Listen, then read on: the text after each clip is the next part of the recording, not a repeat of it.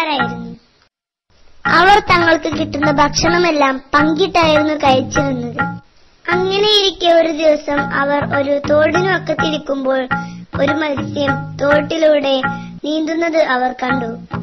ഒരാൾ ചെന്ന് മത്സ്യത്തെ കൊത്തിയെടുത്തു, എന്നിട്ട് മരത്തിൽ കൊണ്ടുവച്ചു.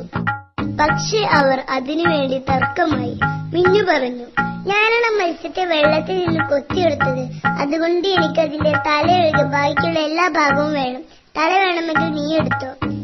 എന്നാൽ ചിഞ്ചു വിട്ടില്ല. ചിഞ്ചു പറഞ്ഞു, അമ്പടി, അതങ്ങ് മനസ്സിൽ പറഞ്ഞാൽ മതി. എനിക്കതിന്റെ തലയൊഴികെയുള്ള ബാക്കി എല്ലാ ഭാഗവും വേണം. ഞാനാണ് അതിനെ വെള്ളത്തിൽ വെച്ച് ആദ്യം കണ്ടത്, അല്ലാതെ നീയൊന്നുമല്ല. അങ്ങനെ അവർ തെറ്റിപ്പിരിഞ്ഞു. പക്ഷേ ഈ സമയം മരത്തിലുണ്ടായിരുന്ന മത്സ്യം വെള്ളത്തിലേക്ക് എടുത്തു ചാടി. ആ മത്സ്യത്തിന് അതിന്റെ ജീവൻ തിരിച്ചു കിട്ടി. പൊന്മാനുകൾക്ക് ആ മത്സ്യത്തെ നഷ്ടമായി.